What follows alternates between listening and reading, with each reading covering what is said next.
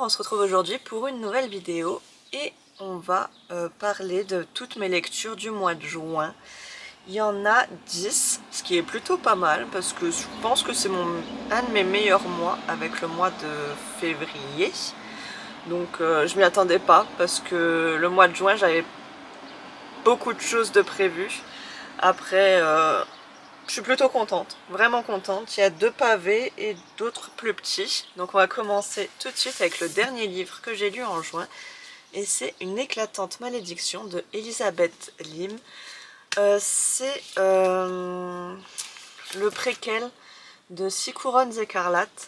Donc là, on va s'intéresser de plus près à la reine qu'il y a dans 6 couronnes écarlates. Donc on est sur le passé de cette femme quand elle était enfant, de cette fameuse malédiction qui aura marqué son visage et de sa sœur, de sa sœur, oui. Elle nous en parle un peu dans le tome 2 de 6 couronnes écarlates, mais là on en sait beaucoup plus. On est donc sur une jeune fille qui est maudite par une sorcière qui lui annonce que si elle ne lui livre pas sa sœur avant son 17e anniversaire, elle sera maudite à tout jamais et peut-être qu'elle prendra aussi sa vie et celle de sa sœur. Mais ouais, c'était très prenant. Après, c'est un beau petit bébé quand même. Mais ouais, j'ai adoré suivre les aventures de Shani, sachant qu'on a quand même beaucoup de thèmes abordés, dont la beauté bien sûr.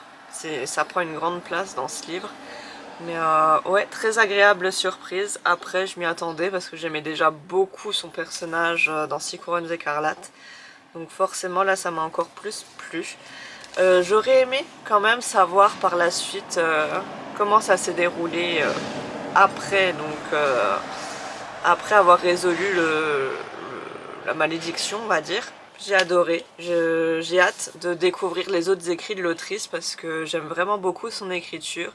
C'est quelque chose de très onirique, elle décrit vraiment beaucoup les choses. Après, souvent ça pêche du coup du côté action, mais elle décrit les paysages, la nourriture, un peu tout ça d'une manière que j'aime beaucoup.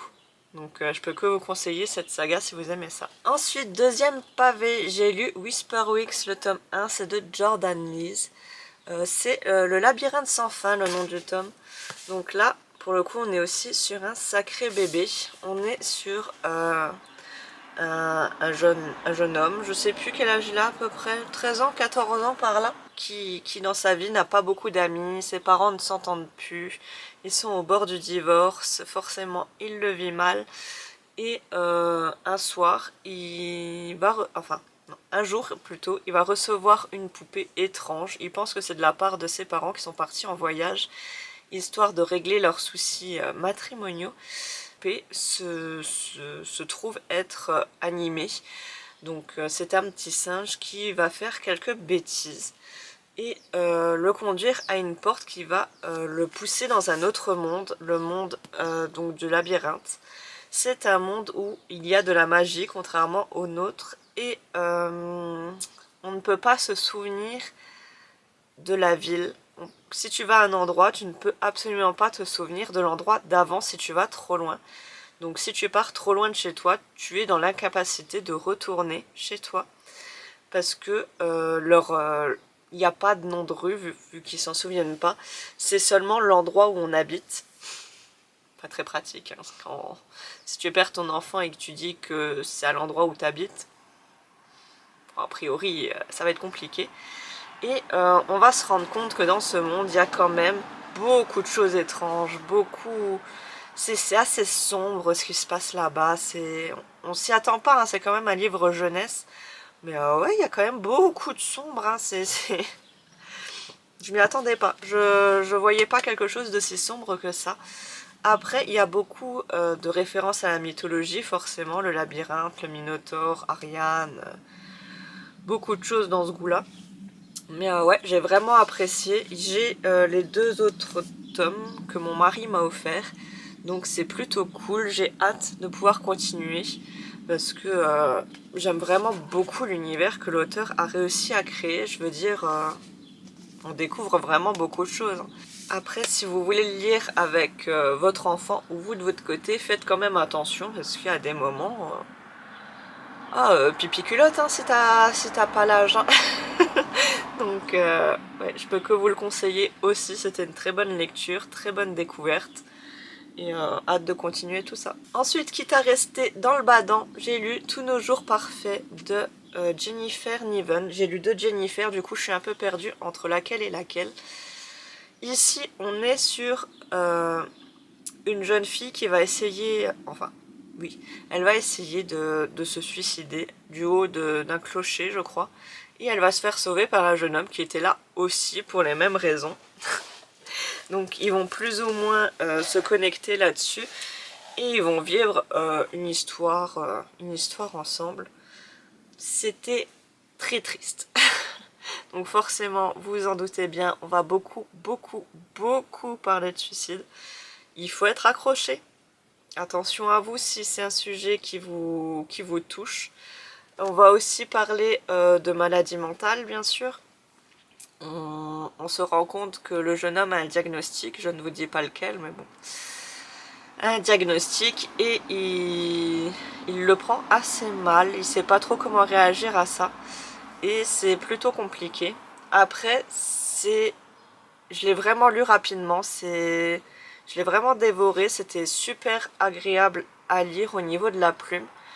Mais oui, faites attention au thème abordé, c'est quand même pas simple à lire certaines fois. On est quand même dans la détresse humaine et c'est des lycéens. Donc oui, c'est pas facile. Mais ouais, je trouve que c'est vraiment une bonne lecture. Après, ça reste jeunesse, enfin jeunesse, adolescent plutôt. Et on n'abordera pas du tout en profondeur, je pense que vous pouvez vous en douter. Mais ça reste une lecture que je peux conseiller tout de même. Après, j'ai lu Les Vampires de Manhattan. Je me souvenais plus du nom de la saga, alors que je vous en parle chaque mois quand même. C'est Les Sangs d'Argent, donc c'est le tome 3. Très long, ce tome. Il se passe rien pendant les 3/4 du livre, voire même plus quand même. Et puis d'un seul coup, il y a de l'action. Mais c'est long. Ça met vraiment du temps à arriver. Après, on a ces petites amourettes, ces petits je t'aime, moi non plus, mais j'ai quelqu'un, mais toi aussi, mais si t'es avec lui, je veux pas que tu sois avec moi. Et... Ok, si on veut. Mais ouais, l'action arrive très tardivement. Donc j'espère que dans le prochain tome, elle sera là. Parce que vu ce qui se passe à la fin, si tu me dis qu'on met encore une fois la moitié du tome pour que ça punch un peu, pour que le livre te prenne et t'emmène, je vais être un peu déçue. Je vais être un peu déçue. Mais bon, il est lu. Il me semble que j'en ai jusqu'à octobre avec cette saga. Après, on pourra en tirer une autre au sort, mais ouais, j'espère que l'action sera un peu plus présente parce que là, c'était vraiment compliqué. Ensuite, j'ai lu un livre très court de Stephen King, c'est Gwendy et la boîte à boutons. Pardon, il y a eu du bruit. Donc, ici, on est sur une jeune fille qui se sent grosse, qui se prend beaucoup de réflexions, qui est harcelée tout simplement parce qu'elle est grosse. Et elle va tomber sur un monsieur qui va lui proposer de lui donner une fameuse boîte avec des boutons à l'intérieur. Et il va lui annoncer que si elle mange un chocolat qui vient de la boîte, parce qu'il y a un petit compartiment et chaque jour elle lui donnera un petit chocolat, sa vie ne pourra que s'améliorer. Sauf que si elle touche à ces boutons, il se passera potentiellement des choses horribles. Chaque bouton correspond à un continent à peu près. Donc on peut tomber sur l'Europe, on peut tomber sur l'Asie, bref, vous voyez un peu le topo. Et il se passera quelque chose d'affreux. Mais c'était un peu trop court, je pense. Parce que au final, on sait vraiment pas grand chose de cette fameuse boîte. Je veux dire, tu reçois une boîte qui améliore drastiquement ta vie et tu t'y intéresses très peu au final. Je sais pas, j'aurais été un peu plus curieuse quand même. Mais ouais, c'était quand même un peu décevant, je trouve, pour du Stephen King. Après, vu la grosseur, bon, j'aurais pu me douter que ça serait rushé à la fin. Mais ouais, j'ai bien aimé, mais sans plus. Je trouve ça un peu dommage, vu le thème abordé. Après, il y a un tome 2. Bon, je le lirai sûrement, mais je vois pas trop l'intérêt. Je pense que donc quelqu'un d'autre aura cette fameuse boîte. Mais ouais, pourquoi pas. Je vous conseillerais pas spécialement celui-là de l'auteur, sauf si vous voulez un écrit très court, histoire de le découvrir. Mais c'est pas son meilleur. Ensuite, j'ai lu deux mangas et on commence par Love Fragrance de Kintetsu Yamada. C'est une romance, c'est un josei. Et il y a des scènes un peu spicy. Je vous le préviens tout de suite. Donc on est ici sur une jeune femme qui travaille dans une entreprise qui fait des savons, des parfums, bref de la cosmétique. Et cet homme est le nez de l'entreprise. Il est capable de reconnaître les odeurs donc et de créer donc des fragrances pour les différents produits que la marque propose. Et il va tomber sur cette jeune femme qui va lui inspirer des parfums selon l'humeur qu'elle ressent. Donc c'était plutôt sympa. C'est sympa comme romance. Je n'irai pas jusqu'à vous la conseiller. Ça sera pas mon top 1 romance quoi. Mais c'était plutôt sympa à lire. Les personnages vont apprendre à se découvrir. Même si c'est quand même un peu rapide leur relation. On va pas se le cacher. Je vais essayer de vous trouver un peu des dessins. Histoire que vous voyez un peu le style. Bref, c'est sympa, ça passe bien le temps. Après, je sais pas si la limite quand même, parce que niveau limite, lui, bof, hein, bof, hein. Mais on verra bien si ça me plaît toujours avec les autres tomes. J'ai lu aussi le tome 10 des Carnets de l'apothicaire. Voilà, pour le coup, très bonne lecture. Mais j'ai pas trop de doutes là-dessus quand je lis un des tomes. On va donc découvrir de nouveaux mystères et à la fin on va quand même voir l'empereur, ce qui est assez rare. D'habitude on en parle sans plus ou alors il décide de confier une mission d'un coup et puis voilà. Mais là, ouais c'était plutôt sympa, j'ai bien aimé. Après c'est quand même un manga que j'affectionne tout particulièrement. Mais bon, forcément je suis au tome 10, je peux pas trop vous en parler, ça serait beaucoup spoilé. Mais ouais, on découvre des nouveaux mystères, on en résout d'autres. Il y en a un qui continue à trotter dans la tête de Mao Mao, même si elle est incapable de le résoudre pour l'instant. Donc très très hâte de continuer, surtout que je suis bientôt à jour. Je crois qu'il y a 15 ou 16 tomes, donc en soi il m'en reste plus tant que ça. Ensuite j'ai lu Persona, le tome 1 de Yelena. Là c'est une fantaisie où il faut s'accrocher un petit peu parce que l'autrice a mis vraiment beaucoup de choses dans son monde. Il y a beaucoup de choses à retenir, beaucoup de personnages, beaucoup de pouvoirs, des façons que le monde a de traiter certains humains, tout ça, tout ça. Donc un gros world building. Et on n'a pas toutes les réponses bien sûr dans ce tome 1. Mais ouais, très très hâte de pouvoir continuer. On est ici sur des enfants, des ados qui sont dans un orphelinat parce qu'ils ont des pouvoirs et on peut louer leurs services, ce qui finance l'orphelinat, et eux gagnent une toute petite partie donc de ce qu'ils gagnent en réalité. Et on est sur une femme très riche qui vient leur proposer un contrat, enfin plusieurs d'entre eux. Et ils vont apprendre que c'est potentiellement très dangereux, mais vraiment très dangereux. Elle leur annonce d'emblée qu'ils vont enlever le fiancé de la princesse. Pourquoi, comment, vous saurez plus tard. Mais ouais, c'était vraiment très sympa à découvrir. On a un personnage non binaire dedans, ce qui est plutôt rare quand même. Et c'était vraiment très très sympa. Après, il y a 4 tomes. Les 2 premiers sont chez Hachette. On peut le voir ici. Et les deux suivants sont en auto-édité. Donc moi je les ai achetés en salon, mais potentiellement ils sont un peu plus durs à trouver, je vous préviens. Il vaut mieux les prendre sur le site de l'autrice si vous voulez découvrir cette saga, ou en salon comme moi, mais c'est un peu plus compliqué quand même. Mais ouais, je peux que vous conseiller de la lire parce qu'elle est vraiment incroyable. Avant-dernier livre que j'ai lu, il s'agit de Atalante de Jennifer Saint. Alors là, l'autrice a pris le parti de lier tous les mythes d'Atalante et de les mettre un peu là-dedans. Elle n'en a pas choisi un spécifique, donc vous pouvez découvrir à peu près tous les mythes qu'il y a sur cette femme. On est ici sur elle est abandonnée, bébé, et recueillie par un ours, puis par la déesse Artémis.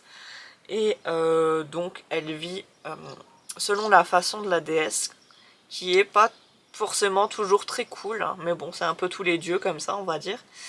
Et Artémis va lui proposer, enfin, non, elle lui propose pas, elle lui dit: tu vas devenir ma championne parce que on propose d'aller chercher la toison d'or et t'es mon meilleur élément, donc vas-y.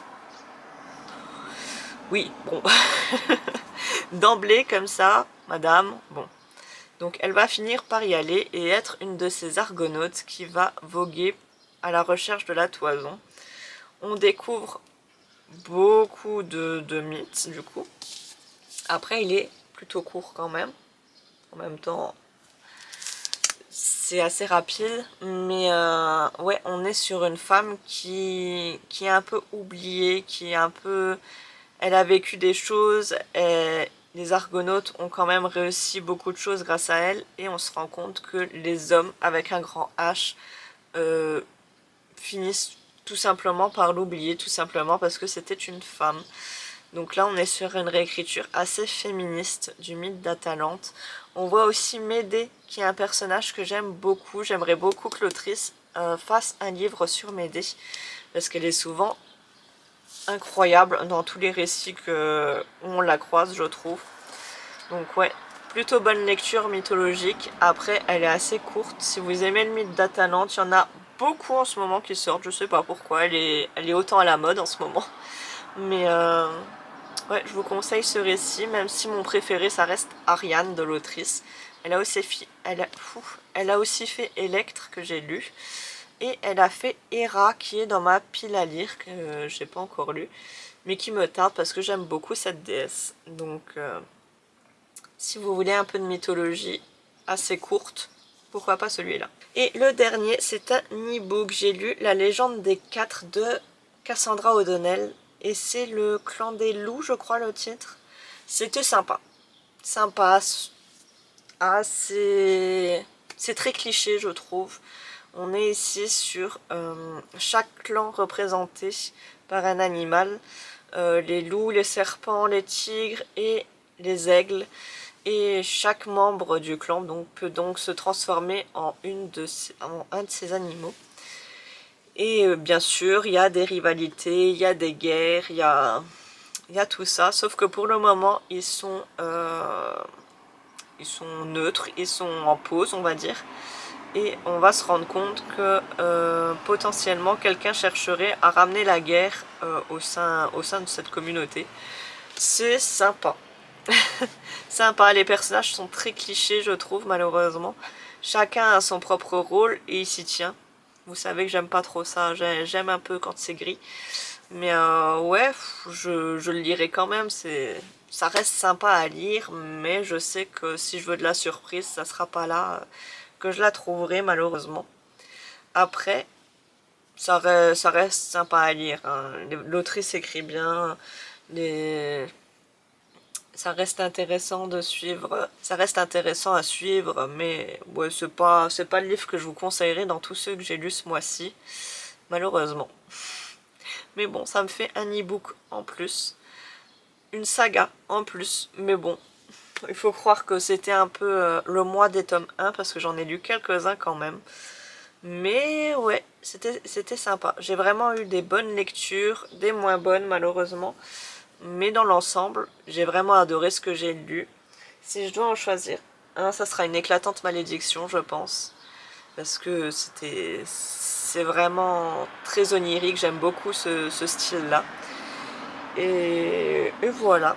Là, sachant qu'on est le 6 juin, non 6 juillet, si je fais la vidéo de juin, on peut pas être en juin. 6 juillet et j'ai pas encore terminé de lire. J'ai commencé un petit pavé en poche et je vais doucement pour le lire. Pourtant, il est assez sympa, bien que plutôt glauque. Hein. Je lis La leçon du mal. C'est un thriller japonais et franchement, excusez-moi, j'ai éternué. Donc c'est très glauque comme histoire, mais j'espère pouvoir lire un peu plus prochainement parce que bon, j'en lis 10 là et si j'en lis 3 le mois prochain, ça sera pas ouf. Donc dites-moi en commentaire ce que vous avez lu au mois de juin, votre meilleure lecture, votre pire peut-être. Et sur ce, je vous dis à bientôt.